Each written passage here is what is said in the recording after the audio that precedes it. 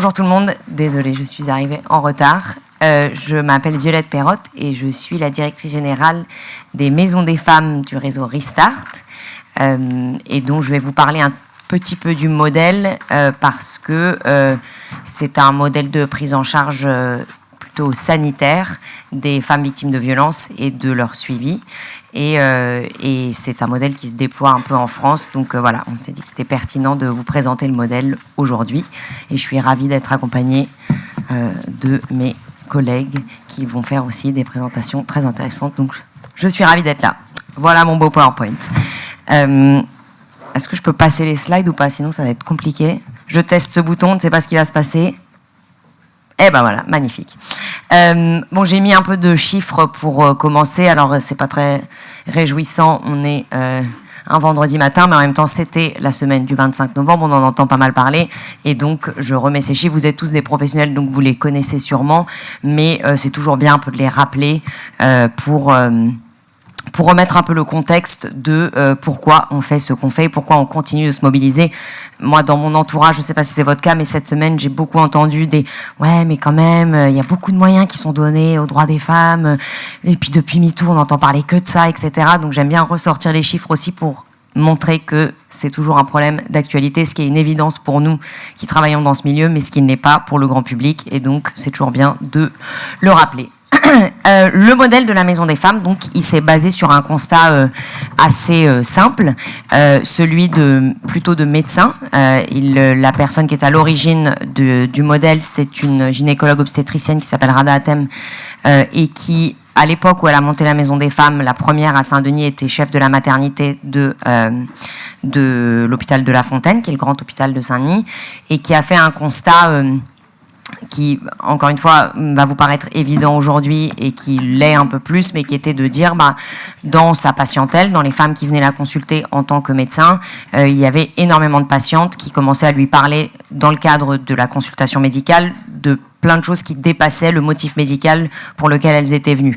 Donc elles venaient pour un suivi de grossesse, elles venaient pour une IVG, pour une PMA, pour une consulte gynéco, et petit à petit se déroulaient beaucoup de récits de violences, soit de violences sur le parcours migratoire, soit de violences dans l'enfance, soit de violences actuelles qui avaient un impact très direct sur leur santé, sur leur volonté d'accoucher d'une manière ou de l'autre, de faire une PMA ou de ne pas en faire, etc. Et donc elle s'est un peu rendue compte que le médecin était aussi au cœur de la prise en charge des violences et que il y a énormément de dispositifs qui se mettent en place pour accompagner les femmes victimes de violences, que ce soit la formation des avocats, des magistrats, un accompagnement par des assistantes sociales, etc., mais que les médecins ne s'étaient pas du tout saisis du sujet, enfin pas assez en tout cas, et que donc on pouvait très facilement aller chez le médecin en tant que femme victime de violences à répétition et qu'on ne nous pose jamais la question d'un vécu traumatique ou de violence. Et donc elle s'est dit, moi je suis médecin hospitalier, je traite de plein de problèmes, je remarque que quand je pose la question des violences, je peux mieux diagnostiquer ma patiente, je peux mieux comprendre pourquoi elle me fait certaines requêtes. Elle donne souvent l'exemple d'une femme qui voulait absolument un accouchement par césarienne alors qu'elle était jeune, saine, qu'il n'y avait pas du tout de raison de lui faire une césarienne. Donc tout le long de sa grossesse, Rada lui disait non, je ne peux pas vous faire de césarienne, c'est pas possible, il n'y a pas de raison, tout va bien. Et au bout d'un moment, la patiente a dévoilé qu'elle avait été victime d'inceste pendant très longtemps dans son enfance, et elle a dit, je veux pas que mon enfant passe par là où est arrivé cet inceste. Et donc, en fait, c'est aussi que ça rend les médecins plus efficaces quand ils comprennent la problématique des violences. Et donc, elle s'est dit, c'est très important qu'à l'hôpital, on puisse soigner des violences. Donc, elle s'est dit que le rôle du soignant étant central, on allait créer une unité de prise en charge des violences à l'hôpital, donc une unité fonctionnelle comme la mater, comme la pédiatrie, mais qui prendrait en charge les violences dans sa globalité. Donc est née la première Maison des Femmes, qui est celle-là, qui est située juste à l'extérieur de la maternité, donc de l'hôpital de La Fontaine, qui est un bel espace assez lumineux, etc. Et où on accueille en moyenne donc 4000 patientes par an dans les 3 unités que je vais vous décrire. Donc les 4000 ne sont pas suivies pour des violences, mais c'est censé être un lieu où les femmes peuvent trouver tous les services dont elles peuvent avoir besoin en lien avec des violences subies à l'hôpital. Je vous ai mis un petit timing, mais c'est un peu un spoiler parce que j'en parlerai après du déploiement du reste de l'assaut. Mais très concrètement, ce qui se passe dans une maison des femmes, dans celle de Saint-Denis en tout cas, il y a 3 unités, je vais commencer plutôt par la droite. Il y a l'unité, ce qu'on appelle planning familial, donc qui est un centre de santé sexuelle où les femmes peuvent avoir accès à tout ce qui est contraception, test de grossesse, IVG. Et ce qui est pratique, c'est que dans la maison des femmes, on a un bloc externe, donc elles peuvent faire leur IVG par anesthésie locale dans la maison des femmes. Et quand c'est sous anesthésie générale, c'est juste à l'hôpital, donc juste en face, c'est assez pratique. La deuxième unité, c'est l'unité violence de manière générale, et c'est là où un peu le modèle prend tout son sens. Donc la patiente est reçue par un soignant, souvent une sage-femme ou un médecin, soit un médecin légiste, soit un médecin gynéco, qui décide avec elle de son protocole de soins, donc en fonction des violences, si c'est de l'inceste et que la dame a 40-50 ans, si c'est des violences conjugales où il y a des enfants en danger, si c'est des violences sur le parcours migratoire avec un stress post-traumatique très important, bah, le soignant décide avec la patiente de son parcours et des intervenants qui sont pertinents qu'elle voit. Donc, est-ce qu'il faut que ce soit plutôt un psychiatre s'il y a un besoin de médicaments? Est-ce que un suivi psychologique suffit? Est-ce qu'il faut que ce soit l'assistante sociale? Est-ce que c'est bien de l'inscrire à la permanence admin pour l'aider à remplir ses papiers, etc. Et l'avantage, c'est qu'elle voit tous les professionnels à la maison des femmes, donc elle n'a pas à se déplacer dans plusieurs endroits. L'idée étant de dire que si une femme vient à l'hôpital pour avoir accès à un service, il faut qu'elle puisse aussi avoir accès aux autres services au sein de l'hôpital et qu'elle n'ait pas à aller à plusieurs endroits parce que ça peut être compliqué pour les femmes victimes de violences de manière générale, et surtout si comme c'est le cas à Saint-Denis pour beaucoup, elles ont parfois une barrière de la langue, une barrière administrative, etc. Donc de prendre le métro, d'aller se rendre dans un commissariat, ce sont des choses qui sont relativement impensables. Donc on essaye d'amener ces services au sein de la maison des femmes. Dans le cadre de l'unité violence, il y a un policier qui fait des permanences tous les mercredis, qui peut prendre des plaintes. Donc ça, c'est aussi quelque chose sur lequel on a beaucoup travaillé pour l'obtenir. Et donc elles peuvent venir porter plainte à la maison des femmes ou même juste poser une question, ce qui est très rassurant parce que si on a une question sur qu'est-ce qui se passe une fois que je porte plainte, on n'a pas forcément envie d'aller le poser au commissariat, surtout si on n'a pas de papier, etc. Donc c'est très important d'avoir ce policier qui est volontaire, qui est en civil, qui n'a pas son arme de service et qui peut répondre à ces questions dans un cadre un peu plus sécurisant. Et la troisième unité, et je passe brièvement dessus parce que c'est une de nos prises en charge, mais Isabelle le décrira bien mieux que moi, c'est l'unité de prise en charge des mutilations sexuelles féminines. L'hôpital de La Fontaine est situé à Saint-Denis. Saint-Denis est situé dans le 93. Il y a un taux assez important de femmes qui viennent de pays où on excise. Et donc, le constat a été celui de se dire, en fait, dans la patientèle, notamment de la maternité, il y avait énormément de femmes excisées. Pour vous donner un chiffre, alors l'étude date de 2014, mais bon, je pense que ça a un petit peu baissé, notamment le nombre de naissances a baissé, mais à De La Fontaine, il y avait à peu près 5000 naissances par an en 2014, et 14% des femmes étaient excisées. Donc c'est une maternité dans une ville, donc c'est un chiffre qui est assez important. Et donc, l'idée de prendre en charge les mutilations est apparue aussi comme évidente quand on a construit le parcours de soins parce qu'une patientèle assez importante. Et donc, on propose les mêmes services avec psychiatres, psychologues, sexologues formés aux mutilations, etc.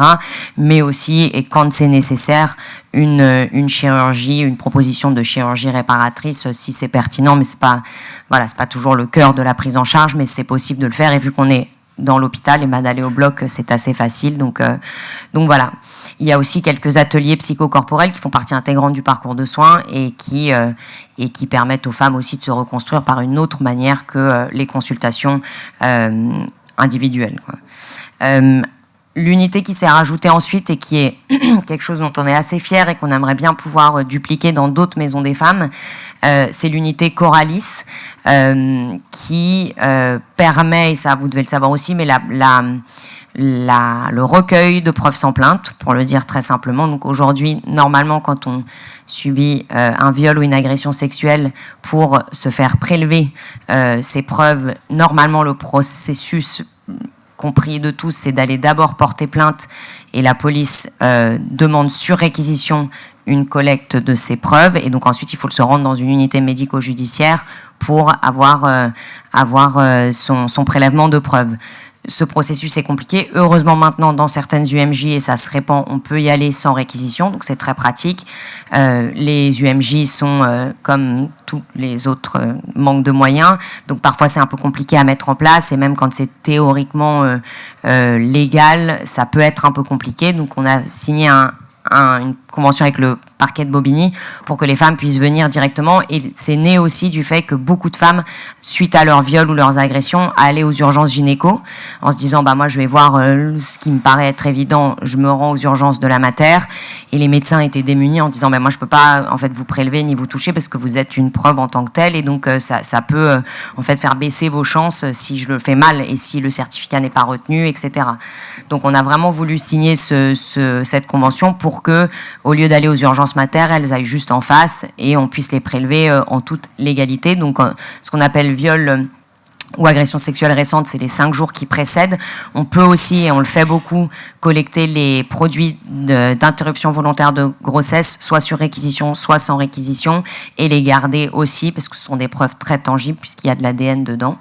On les conserve dans une pièce dédiée avec un frigidaire pendant 3 ans. Donc si les patientes veulent porter plainte à la suite de ça, on peut leur remettre aux autorités judiciaires les preuves sous scellé, ce qui est très pratique.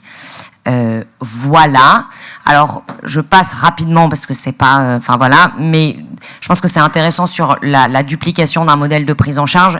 La Maison des femmes de Saint-Denis n'avait pas du tout vocation à se multiplier. Ça devait d'abord être juste un centre de santé sexuelle où on accueillait des femmes victimes de violences avec Dr Hatem qui était formé à la chirurgie réparatrice pour l'excision.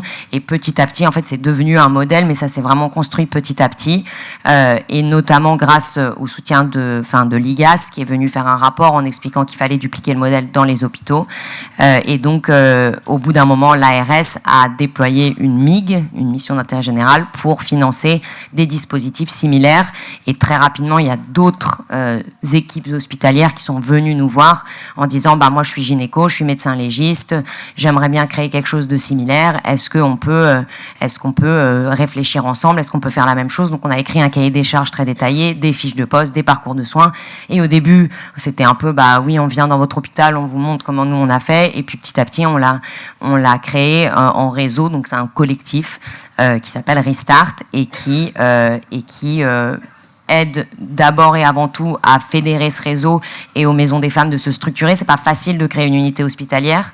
Il y a beaucoup d'obstacles notamment au niveau des directions hospitalières, des ARS, du ministère de la Santé de manière générale, et donc d'arriver à un peu déployer quelque chose qui naît quelque part dans d'autres villes, ce n'est pas une mince affaire, et donc on essaye d'aider à apprendre de nos erreurs aussi. Par exemple, la prise en charge des enfants, c'était pas du tout quelque chose qui était envisagé au début dans la Maison des femmes, parce que en fait c'était fait par des gynécos, donc ils n'avaient pas trop ce réflexe de se dire la prise en charge des enfants. Maintenant on a une pièce qui est dédiée pour les enfants où ils peuvent être en observation par une puère dédiée si pendant que la maman est en consultation, et s'il y a des signaux à repérer, on peut faire une consultation pédopsie et psy initiale. Mais surtout maintenant, quand il y a des nouvelles maisons des femmes qui ouvrent, on leur dit mettez-vous en lien avec les UAPED. C'est un critère de sélection de se mettre en lien avec l'UAPED, l'unité d'accueil pédiatrique des enfants en danger, vous le savez, et qui peut prendre en charge les enfants. Donc comme ça il y a un peu cette double prise en charge qui est très pratique, parce que beaucoup de femmes victimes de violences sont des mères également. Voilà, donc aujourd'hui il y a 31 structures en France, un peu partout. Je crois, je ne sais pas si la carte est totalement à jour, il en manque quelques-unes. L'idée étant donc de faire vraiment un plaidoyer aussi au niveau national. Un exemple, cette semaine, un peu notre gros message, c'était d'aider à protéger les médecins qui écrivent les certificats médicaux pour dénoncer des violences, notamment des violences conjugales, quand il y a des patientes qui viennent les voir avec des récits de violences conjugales. Le certificat médical est très important, peut vraiment avoir une portée, mais en fait, jusqu'à maintenant, il y a très peu d'instances qui protègent les médecins qui prennent ce risque, parce que maintenant, c'est devenu un risque de dénoncer les violences qu'ils observent chez une patiente, et donc parfois, ça peut vraiment se retourner contre eux, surtout si le conjoint violent est très bien entourés, d'avocats très bordés, et où ils peuvent se voir leur licence médicale suspendue, ils doivent payer des frais d'avocat, enfin voilà, et l'ordre des médecins n'est pas du tout protecteur là-dessus pour le moment.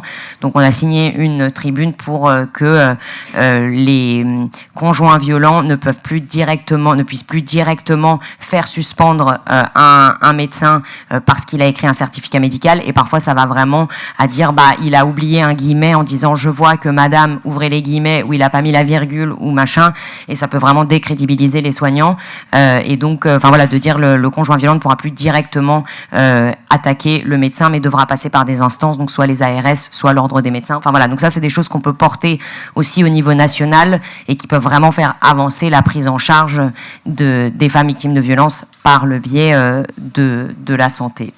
Voilà, donc chaque maison des femmes ne ressemble pas à celle de Saint-Denis, évidemment. L'idée étant que ça s'adapte aux problématiques locales. Par exemple, celle de Marseille a ouvert il y a quelques semaines un parcours dédié inceste, donc vraiment avec des professionnels spécifiques pour l'inceste. Hyper intéressant, c'est vraiment, c'est génial qu'ils aient pu mettre ça en place. Il y a des maisons des femmes qui vont avoir un parcours addicto, donc pour les femmes qui subissent des violences et où il y a aussi une addiction, et donc un vrai enjeu là-dessus, toujours par le biais de la santé. Et voilà, ce qu'il faut, c'est qu'il y ait accès à des soins en santé sexuelle, donc IVG, contraception, etc. Et il faut qu'il y ait une prise en charge pluridisciplinaire des violences. C'est très important. Toutes n'ont pas une unité mutilation sexuelle féminine, mais comme Isabelle va vous le présenter, c'est quand même présent partout en France, et donc en fait on se rend compte que presque toutes les maisons des femmes ont au moins une personne qui est formée et qui peut rediriger vers les bonnes ressources, parce que ça n'est pas propre à Saint-Denis. Et un dépôt de plainte sur site, ou au moins un lien très étroit avec le commissariat pour pouvoir accueillir les plaintes quand elles viennent d'abord voir un soignant avant d'aller au commissariat. Voilà, le modèle de financement rapidement, mais c'est quand même important parce que c'est vraiment le nerf de la guerre. C'est à peu près un tiers. Donc via Restart, nous on les finance en partie pour leurs 3 premières années de fonctionnement. Donc ça c'est le financement privé. Ensuite il y a des subventions publiques qui sont surtout la MIG, donc l'enveloppe de l'ARS qu'ils appellent Maison des Femmes Santé.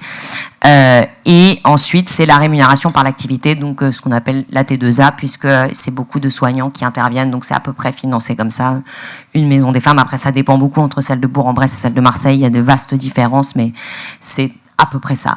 On fait aussi beaucoup de formations. Une qui est assez intéressante, je pense, c'est celle avec les militaires. On a signé une convention en 2024 avec le ministère des Armées pour former les unités locales de l'armée à la prise en charge des violences, ce qui est un vaste dossier, comme vous pouvez vous l'imaginer. On le fait avec les maisons des femmes en région, puisqu'il y a des bases militaires un peu partout, et c'est pas inintéressant du tout, mais très à propos. On forme aussi évidemment les soignants, ça pour le coup c'est plus notre expertise, donc que ce soit médecins, sages-femmes, généralistes, gynéco, légistes. L'idée étant de se dire, nous on a des maisons des femmes, c'est super, mais les 99% des femmes, elles vont pas forcément aller dans une maison des femmes, elles vont plutôt aller voir leur médecin généraliste, une sage-femme pour leur suivi de grossesse, une infirmière.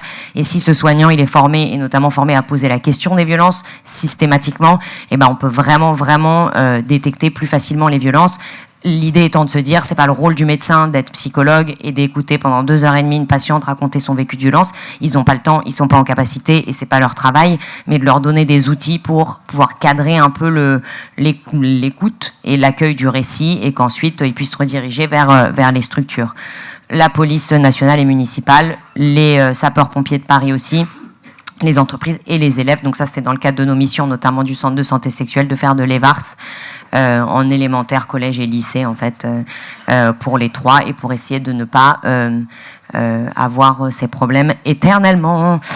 Et en dernier, on a ouvert en 2021 Montpalier, qui est un lieu d'hébergement pour les jeunes femmes qui ont 18 et 25 ans. Donc c'est venu suite à un constat du centre de santé sexuelle, où il y avait énormément de jeunes femmes qui venaient nous voir avec notamment des viols suite à des IVG suite à des viols, et des viols souvent intrafamiliaux ou par leurs petits copains plus devenus proxénètes, quoi. Et donc on s'est dit qu'il y avait vraiment un trou dans la raquette pour cette prise en charge. Les enfants, normalement, doivent être plus ou moins bien pris en charge par l'aide sociale à l'enfance. Les femmes avec enfants, normalement, plus ou moins bien, sont prioritaires dans les dispositifs, même s'ils sont peu nombreux et déficients, mais les jeunes femmes qui sont considérées comme des adultes aux yeux de la société, eh bien, qui n'ont pas d'enfants, sont vraiment un peu laissées pour compte. Et on a ce modèle qui est génial, qui s'appelle Une femme, un toit, qui accueille cette tranche d'âge et qui était vraiment, enfin voilà, qui était un modèle qu'on trouvait vraiment super et qui était, comme tous les dispositifs, toujours surbooké, n'avait pas de place, avec cette volonté aussi d'avoir plus de place pour les jeunes qu'elle voyait. Et donc, on a créé un modèle similaire qui a cette tranche d'âge des 18-25 ans, où elles sont, donc il y a 28 jeunes filles. L'équipe est en miroir de celle de Saint-Denis, donc il y a une chef de service qui est infirmière, 3 éducatrices spécialisées, une psychiatre, psychologue, un médecin. L'idée étant, alors on a le statut de CHU, mais c'est un peu plus un CHRS, l'idée étant de les accompagner pendant cet âge charnière pour éviter que 10 ans plus tard, on les revoit comme patientes de la Maison des Femmes, mais qu'on arrive avant 25 ans de les prendre en charge et de les remettre dans un dispositif, ce qu'on appelle un projet de vie, donc au moins un lieu d'hébergement sûr et une formation ou un parcours académique en fonction de leurs souhaits. Elles peuvent rester jusqu'à 2 ans, ce qui permet une prise en charge assez complète. Voilà, sur le modèle des maisons des femmes, moi je suis ravie d'entendre un peu toutes aussi vos initiatives et vos différentes questions. Il existe plein d'associations et qui font plein de choses incroyables. Donc nous vraiment l'angle c'est vraiment celui plus de l'hospitalier, ce qui est très intéressant aujourd'hui, avec cette idée de se dire que on ne peut pas laisser les médecins et le personnel soignant ne pas être pleinement impliqués dans la prise en charge des violences, parce que sinon on oublie une grande partie des femmes qui iront plein de fois voir un médecin et on ne leur posera jamais la question. Et c'est ce qui nous mobilise tous les jours d'encourager tous les soignants à poser la question et à ouvrir des maisons des femmes ou dans les hôpitaux où on peut, sachant que ce sont des modèles qui dépendent toujours d'hôpitaux et qui sont toujours gérés par un médecin chef de service. Donc voilà, c'est un peu le modèle de prise en charge. Je ne sais pas si vous avez des questions après ce monologue, ou si vous voulez qu'on fasse toutes les présentations peut-être. Juste une question par rapport à Saint-Denis, c'est ouvert 24 heures sur 24, ou c'est en 9-17 comme de maisons des femmes, ouais, qui sont aussi un vrai frein à la prise en charge, parce c'est clair. Que les femmes ne reviennent pas en fait, surtout quand elles passent la nuit ou le week-end. Saint-Denis, c'est 24 heures sur 24. Non, vous parlez de Coralis, l'unité de recueil de preuves sans plainte. Non, c'est en fait au début, alors il y a 2 raisons pour lesquelles ça n'est pas ouvert 24 sur 24. La première est d'ordre financier. On est payé principalement par des fonds privés, en tout cas la Maison des Femmes de Saint-Denis, puisque étrangement, mais c'est un autre sujet, ne me lancez pas là-dessus, mais l'ARS finance très très peu celle de Saint-Denis. Donc en fait, c'est presque que des fonds privés qui financent la Maison des Femmes de Saint-Denis, donc ça nécessitait du staff 24 heures sur 24 et on n'était pas en capacité de le faire. On l'a fait au début, pendant les 6 premiers mois, c'était ouvert 24 heures sur 24, 7 jours sur 7, seulement l'unité Coralis, seulement l'unité d'accueil des femmes victimes de viol. Et en fait, il y avait très très peu de femmes qui venaient en heures très creuses. Pour le coup, au milieu de la nuit, elles allaient plutôt au commissariat. Et donc, c'était le constat qui a été fait au bout de 6 mois. Et donc, entre la dépense financière et le nombre de patientes, on n'a pas pu le laisser ouvert toute la nuit. Donc, les plages horaires de Coralis sont un peu plus étendues que la prise en charge Maison des Femmes. La Maison des Femmes, je crois que les consultations, c'est de 9h à 18h et Coralis, c'est de 8h à 20h, quelque chose comme ça. Et je crois qu'il y a une infirmière qui reste jusqu'à 21h en plus. Et elles peuvent venir, les femmes, ou par téléphone, si elles veulent appeler avant de venir. J'ai une autre question sur les axes de formation. Pourquoi pas l'ASE? Enfin, vous avez parlé des pompiers, des militaires et tout ça. C'est quand on voit ce qui se passe aujourd'hui. C'est clair. Si, alors, les formations qu'on fait, elles sont plus à la demande. Parce qu'en fait, comme les missions de l'association, c'est plus d'avoir des maisons des femmes, les personnes qui forment, ce sont les soignants qui travaillent dans les maisons des femmes, donc leur mission première n'est pas celle de former. Quand on nous le demande, ou quand on intervient auprès d'écoles d'infirmières, d'entreprises, etc., évidemment que ça fait partie de nos missions, donc on le fait, mais l'ASE ne nous a pas sollicité. Je pense qu'ils sont déjà formés par probablement d'autres acteurs qui sont probablement spécialisés dans l'enfance aussi, ce qui n'est pas notre spécialité, donc je pense que c'est des acteurs qui sont plus pertinents que nous. Ouais. J'ai 2 demandes de précision. La première concernant la prise en charge des victimes de viols sexuels dans les 5 jours. Pourquoi dans les 5 jours? Ah pardon.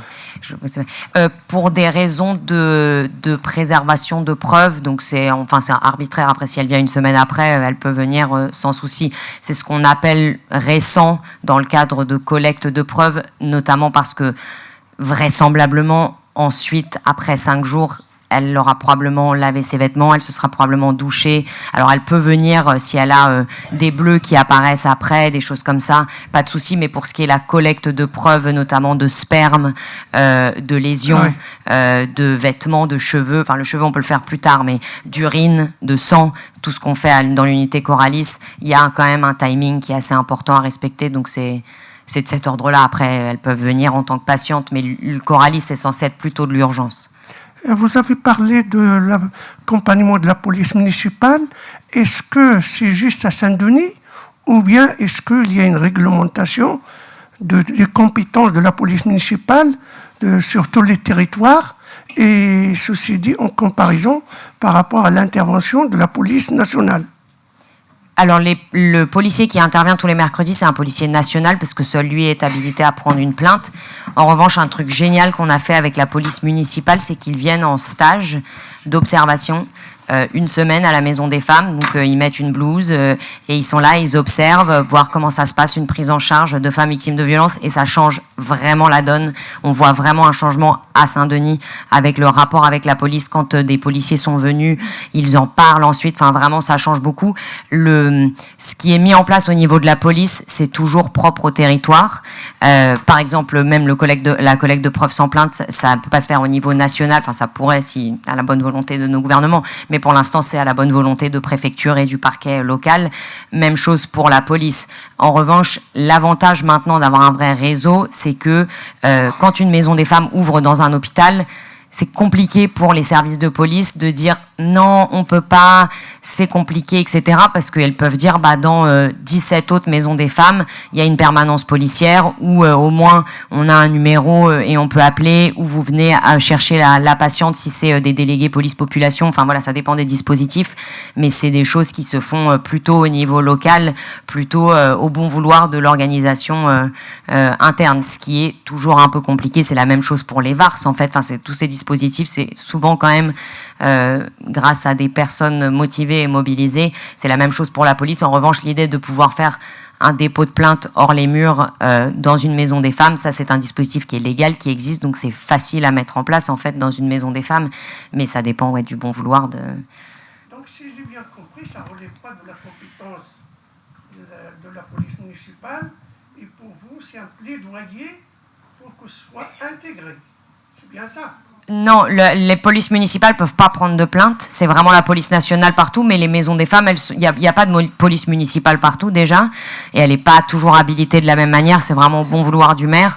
Donc nous, notre plaidoyer, c'est plutôt que la police nationale soit plus impliquée dans les maisons des femmes, et que quand une femme vient suite à des coups et blessures se faire constater ses coups dans une maison des femmes ou suite à un viol, et qu'elle puisse voir un policier, parce que autant qu'elle est tout dans le même lieu, quoi, un peu comme les salles Mélanie, enfin dans les UAPED, enfin voilà, des dispositifs qui existent en fait. Tout ça est faisable, c'est juste au bon vouloir de notre beau gouvernement. Alors pour Montpellier, les jeunes femmes doivent absolument avoir des papiers ou pas pour intégrer? Non. Et comment se fait l'orientation? L'orientation, c'est beaucoup par le LAO de Bagnolet, le lieu d'accueil et d'orientation, parce qu'on est à Bagnolet, donc c'est un lieu d'accueil, le SIAO. Et en fait, au début, c'était presque que du SIAO, mais ils nous envoyaient beaucoup de jeunes femmes un peu en dernier recours, ce qui rendait la prise en charge vraiment un peu pérenne, compliquée, notamment parce qu'il y a des gros enjeux de psychiatrie, souvent dans les patientes qu'on reçoit, et l'équipe n'était pas habilitée à recevoir vraiment des problématiques psychiatriques très intenses pour, je ne vous l'ai pas dit, mais Montpellier, donc c'est le nom du centre d'hébergement, aujourd'hui est situé à Bagnolet. On a fait avec les moyens du bord, c'est un lieu qui n'est pas magnifiques. Elles sont 4 par chambre. Et donc, en fait, ça mettait en péril un peu toute la prise en charge. Et donc, le SIAO nous envoie encore des jeunes filles. Mais sinon, en fait, c'est aussi avec tous les partenaires locaux. Beaucoup passent d'abord par le LAO qui nous renvoie la demande. Mais ça peut être par les maisons des femmes, ça peut être par d'autres associations. Voilà, c'est assez ouvert, en fait, en fonction des partenariats qu'a l'équipe, quoi. Si. Ouais, vous pouvez. Ouais. On s'est gardé justement cette porte ouverte qui ne soit pas que le SIAO pour avoir un peu de flexibilité aussi quand il y a des situations un peu complexes, des assos qui accompagnent et qui disent bah là j'ai vraiment une jeune fille, elle a besoin d'une mise en sécurité, elle pourrait vraiment bénéficier d'un accompagnement. L'idée étant que c'est vraiment un foyer pour les jeunes femmes victimes de violences et c'est toujours hyper compliqué et c'est compliqué à dire aussi, mais que c'est pas juste un foyer pour un toit et enfin voilà, alors qu'il y a énormément de jeunes femmes qui sont sans abri et qui ont subi des violences, mais il y a des règles à respecter, on peut pas partager l'adresse, c'est confidentiel, enfin c'est quand même un lieu pour des jeunes femmes qui sont en danger et donc on priorise aussi ça avec cette volonté de pouvoir les mettre en sécurité, les aider à se reconstruire, etc. quoi. Une dernière question de madame. Oui, bonjour. Je vais me permettre de corriger une petite chose. Donc, je suis chargée de mission santé des femmes à l'ARS Île-de-France. Et donc, je m'occupe de coordonner au niveau régional les maisons des femmes. Et on a vraiment décidé il y a 13 maisons des femmes en Île-de-France. Et on a décidé sur l'enveloppe de vraiment donner la même somme à toutes les maisons. Donc, l'enveloppe à Saint-Denis est la même qu'ailleurs. Après, on sait que c'est pas suffisant. Mais bon, l'enveloppe, elle vient de plus haut et voilà. On pousse aussi, mais on fait au mieux. J'imagine, vous avez les mêmes problèmes que nous. Le souci, en soi, c'est même pas tant l'Île-de-France et même pas tant Saint-Denis en tant que tel, parce que, voilà, nous, c'est la première, c'est la maison mère. Donc moi, beaucoup de mon temps est passé à lever des fonds, notamment pour celle de Saint-Denis. Le souci qu'on a vraiment au niveau de l'ARS, c'est même pas une question d'enveloppe en tant que telle, c'est une question de répartition. Parce que on voit beaucoup de projets qui nous sont présentés pour rejoindre le réseau Restart, où les enveloppes ARS varient drastiquement d'une région à l'autre. Donc je ne parle pas interne à l'Île-de-France.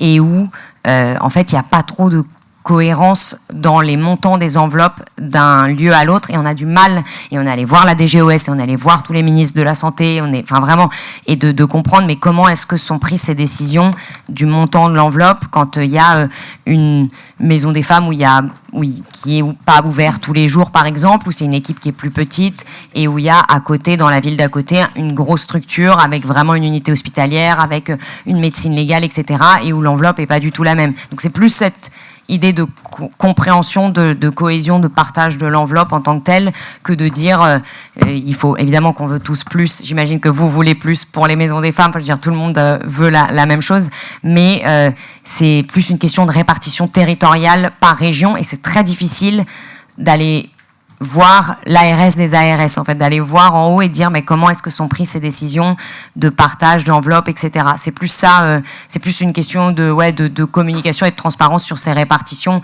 que en tant que telle en Île-de-France, parce qu'en fait maintenant on les voit plus au niveau des autres régions, parce que l'Île-de-France a quand même la chance d'être très bien maillée effectivement, et voilà. Donc merci l'ARS, mais si vous pouvez faire remonter ce message, je suis preneuse. Une dernière question, si c'est possible.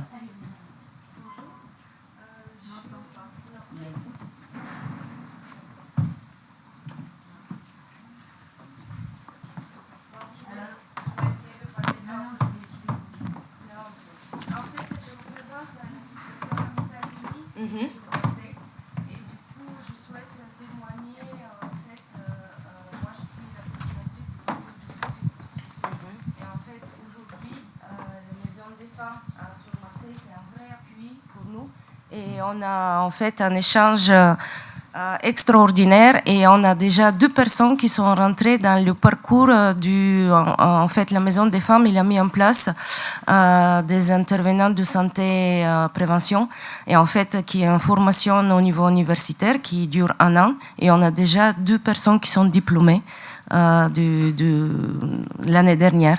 Donc en fait, on a un vrai levier au niveau de santé, mais aussi au niveau de sortie de ce parcours qui est très difficile. On sait toutes les conséquences psychiques des violences, qui les femmes, c'est pas si facile de quitter les lieux et il y a toujours des va-et-vient.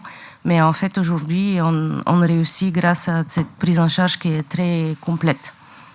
Merci, je leur dirai, ça va leur faire plaisir. Leur programme de formation est super, c'est Women for Women, elles sont super, elles ont plein d'idées et tout, bah, ça fait plaisir. On essaye de le faire autant que possible, donc merci. Je leur dirai, elles seront très contentes. Merci. Merci. Je ne sais pas si vous m'entendez, merci. Bah, il y a Madame Fatiha Al-Khalil est là, il a un petit problème de métro, hein, il vous expliquera mieux que moi. Et puis là, j'ai entendu qu'il y a nos partenaires institutionnels de l'ARS, que je remercie d'être présents, et vous présente parce que c'est une dame. Si vous voulez prendre la parole pour expliquer un petit peu la politique de l'ARS en ce qui concerne les violences envers les femmes en général, et en particulier si vous voulez répondre à des questions précises qui seront posées par la salle, eh ben, ça nous fera plaisir. Donc, vous prenez la parole quand vous voulez. Maintenant, c'est à vous. Vous pouvez reprendre le relais